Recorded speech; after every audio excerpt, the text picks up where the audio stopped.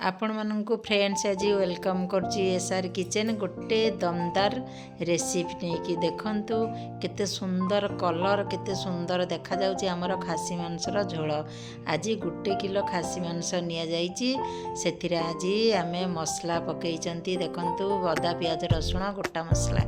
एपटे गोटे पित्तल छोटिया हांडी बसा आइतिला सेथिरे पियाज गोटा मसला चीनी पका ही सारा पर अदा रसुण पेस्ट पका है कि ताकू वर्तमान 10 मिनिट पर्यंत आमे कषिबा छाड़ीदबा।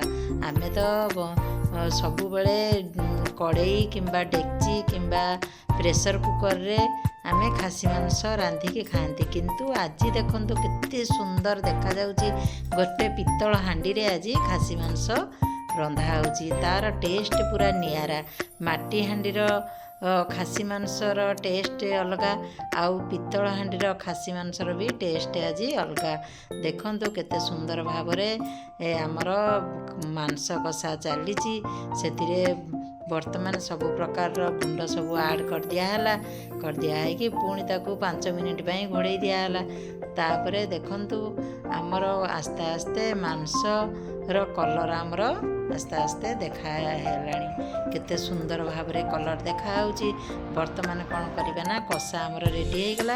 आमे भाजिकी रखिथिला आलू वर्तमान देदबा देकी ताकू पुणी 5 रु 10 मिनिट पर्यंत पुणी आमे ताकू कषि नै जिबा।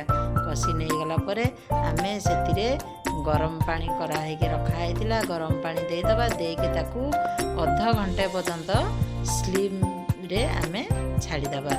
तापरे आमे देखिबा पित्तल हांडीर खासी मांस झोल आज केमती लागुची। आपण मानू मोर विशेष अनुरोध आपण माने मोर ए पित्तल हांडी खासी मांस झोल को केते परिमाण रे लाइक करिवे आउ केते परिमाण रे कमेंट करिवे मु सेटा आपण माननको ऊपर छाड़ी देइची। आपण माने निश्चय लाइक करिवे कमेंट करिवे आउ सब्सक्राइब करबा को जम्मा मो चैनल को जे नुआ थिबे भूलिबे नै। देखंतु पित्तल हांडी भितरे खासी मांस केते सुंदर देखा होची।